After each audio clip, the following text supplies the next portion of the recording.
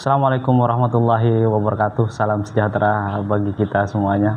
Teman-teman sekalian, saya ingin menjawab kembali pertanyaan-pertanyaan yang masuk di kolom komentar channel ini maupun di DM Instagram saya, karena masih ada beberapa. Tentu tidak semuanya terjawab ya, karena ada banyak yang hanya meminta rekomendasi judul-judul skripsi. Saya mendahulukan untuk yang bertanya dulu, karena mereka tentu butuh jawaban secara lebih cepat gitu ya. Sementara untuk membuat judul itu saya butuh untuk riset kecil-kecilan dulu sebelum memutuskan untuk membuat judul, karena saya tidak mau judul yang ada di channel ini sebelumnya sudah diteliti atau sudah ada yang misalnya ada kesamaan gitu ya, meskipun pasti perspektifnya akan berbeda. Jadi saya butuh waktu untuk membuat judul-judul skripsi itu. Oke. Saya jawab pertanyaan yang pertama. Ini dari Anita Karmalai 4256. Selamat sore Pak, saya ingin bertanya mengenai judul Humanisme Kekuasaan pada Pasien Rumah Sakit Jiwa Perspektif Foucault. Ini pertanyaannya, menggunakan metode penelitian kualitatif atau kuantitatif Pak? Anita, judul itu kalau nggak salah ya, itu sosiologi. Metode penelitian yang paling tepat untuk judul itu adalah kualitatif. Sederhananya kalau di tingkatan mahasiswa cukup kualitatif deskriptif aja. Ada baiknya kamu pelajari benar-benar dulu Foucault, teori Foucault tentang kekuasaan, mekanisme kekuasaan seperti apa gitu ya, sebelum kamu mengerjakan ini. Karena bagi teman-teman yang paham Foucault tentang mekanisme kekuasaan, melalui wacana dan ilmu pengetahuan, itu akan lebih mudah, gampang. Maksudnya bukan gampang ini ya, paling tidak dia punya clue untuk melanjutkan ini menjadi satu penelitian. Kemudian yang kedua, ini masuk melalui DM dan saya sudah ngomong kalau saya ingin menjawabnya melalui video supaya bisa menjelaskan gitu ya, secara lebih baik daripada saya harus ngetik satu-satu kan. Dan dia menginginkan supaya identitasnya tidak ditampilkan di sini. Jadi saya blurkan ya, atau saya tutupi namanya. Pertanyaannya adalah, Assalamualaikum Pak, mohon maaf mengganggu. Jadi saya memiliki kasus sengketa waris. Jadi ada sebuah pondok pesantren, kiainya sudah wafat ya, maka pengasuhnya menjadi Gus 1. Ini anaknya ya kayaknya, Gus 1. Setelah Gus 1 ini kemudian wafat, terjadi permasalahan. Oke. Istri dan anaknya merasa mereka merupakan ahli waris yang berhak, sedangkan Gus yang kedua, ini anak yang kedua, anak Pak Yainya ya, merasa ia lebih berhak. Apakah ini bisa saya jadikan penelitian skripsi saya Pak? Jawabannya sangat bisa. Menurut saya ini kasuistik dan menarik untuk diteliti. Tetapi bagi saya, kajian tentang ahli waris itu pasti sudah sangat banyak.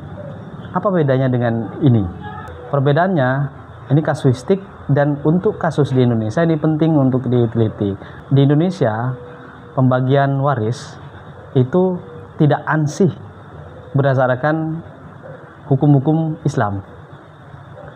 Dalam praktiknya itu mungkin ada, tetapi banyak yang itu dia terkontaminasi dengan hukum adat. Begitu kiainya ini wafat, ya kan? Taruhlah saya lihat di sini anak 2, laki-laki semua ya, karena di penjelasannya Gus 1, Gus 2. Ini laki-laki semua. Tradisi adat sejak zaman dulu, sejak zaman kerajaan, biasanya anak pertama yang akan menggantikan kiai atau menggantikan raja pada zaman dulu. Maka pengelolaan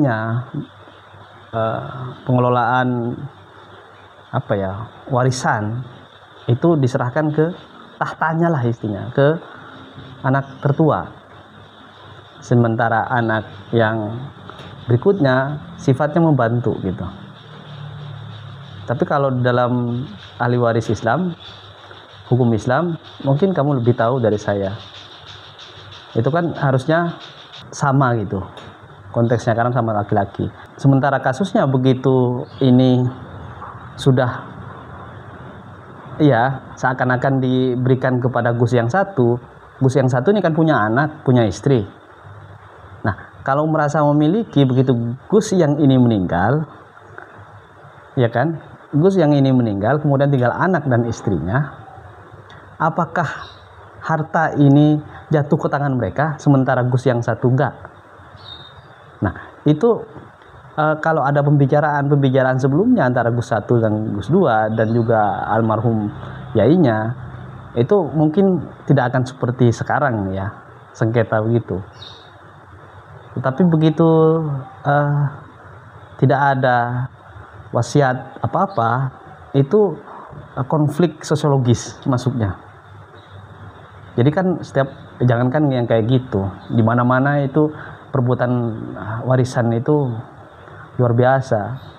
Itu bisa memperandakan keluarga loh. Ini pentingnya. Mengapa kamu meneliti ini? Kamu meneliti bukan hanya pada aspek pembagian ahli waris dalam Islam, tapi kamu coba combine dengan pembagian kultur lah ya, budaya pembagian ahli waris dalam adat kita sejak zaman dulu. Ini pembedaannya nanti mungkin dengan yang lain punya kamu ya. Berikutnya ini Suherli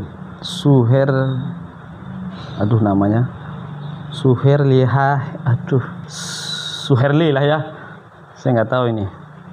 Bang, tolong judul manajemen pemasaran yang 4 variabel. Terima kasih. Namanya yang Suherlia ya, Suherlia di sini. Sebenarnya saya sudah banyak sekali manajemen, bukan banyak sekali ya, ada beberapa manajemen pemasaran itu yang variabelnya bahkan ada yang 5 kalau nggak salah. Kamu coba aja lihat di channel ini. Atau kalau kamu nanti punya permasalahan, kamu bisa curhat lagi di sini, tanyakan lagi. Insya Allah pada waktunya akan dijawab gitu ya, insya Allah. Karena ke depan ini saya akan mencoba menjawab semua pertanyaan-pertanyaan yang menurut saya penting untuk dijawab itu melalui video ya. Kamu lihat lagi. Kemudian wah, ini mahasiswa akhir 7788. Assalamualaikum Mas, boleh minta saran judul buat jurusan sosiologi? Saya lama sekali ini saya tidak update judul skripsi sosiologi, tetapi dari beberapa updatean terdahulu itu mungkin kamu bisa lihat lagi, barangkali kamu bisa terinspirasi dari situ gitu ya. Insya Allah pada waktunya nanti ya, saya nggak tahu ini karena banyak sekali permintaan yang masuk gitu tentang judul skripsi. Insya Allah akan update ya. Berikutnya dari Satria Nur Yulhaida.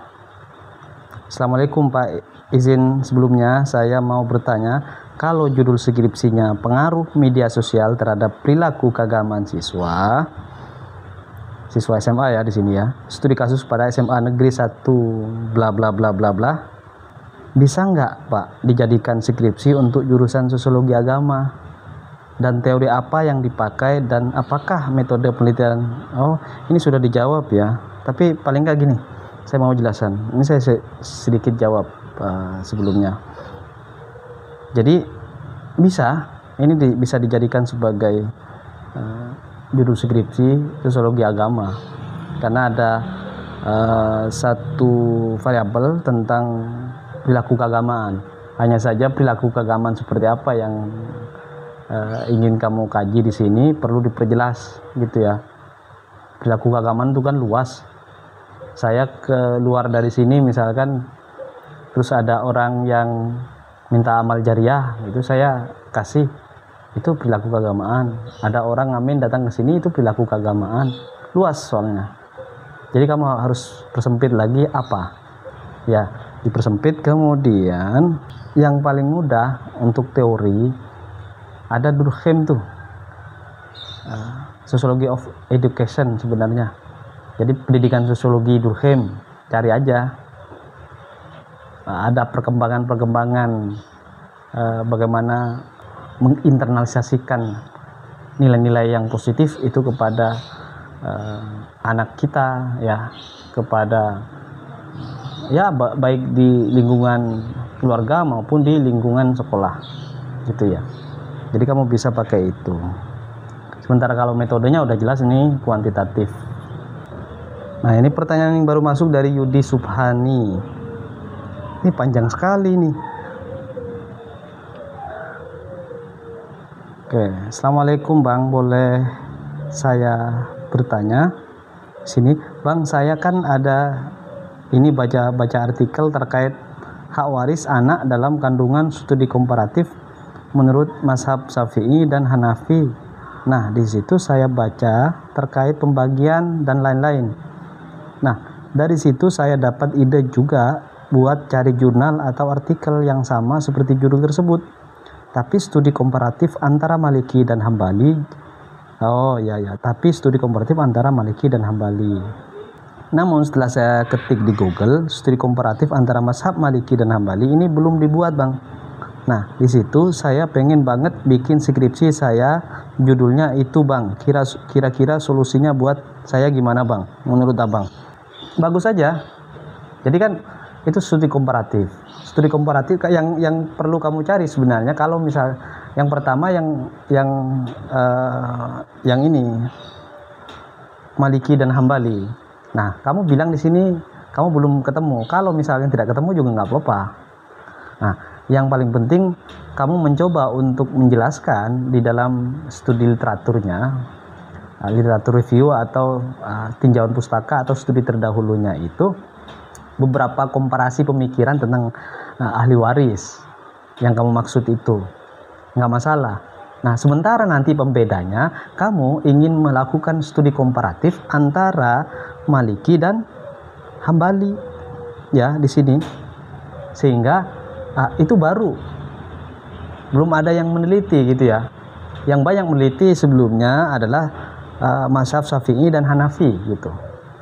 Kamu mencoba untuk memberikan satu nuansa yang baru, bagus juga. Ini bisa dilanjutkan, gitu. Kalaupun nggak ada yang ini Maliki dan Hambali, nggak ada masalah. Berarti kamu masih sedikit atau bahkan hanya kamu yang meneliti, itu lebih bagus, gitu. Kalau untuk menyusun latar belakang itu, ya kamu susunlah dari permasalahan-permasalahan yang ada tentang hak waris anak yang misalnya masih dalam kandungan dan lain-lain sebagainya. Nah, kamu coba mulai dari situ. Kemudian dari berbagai teori-teori dalam artian teori-teori dari pendapat para ahli. Ya, tentu dari berbagai mazhab yang ada. Kemudian kamu kerucutkan ke mazhab di sini Maliki dan Hambali. Spesifikan. Lalu kemudian apa pembedanya dengan yang lain? Tuliskan di situ tuh. Oke, kemudian ada lagi pertanyaannya banyak banget. Oh ya, jika kira-kira Abang yang saya konsul ke Abang itu kurang bagus, tolonglah Bang, kira-kira kalau ada judul gitu mohon dibagilah. Ya, saya selalu membagi judul di sini dan itu gratis, saya tidak pernah memungut biaya ke teman-teman. Bahkan ada juga yang tidak ngasih tahu ke saya juga nggak tahu, gitu ya.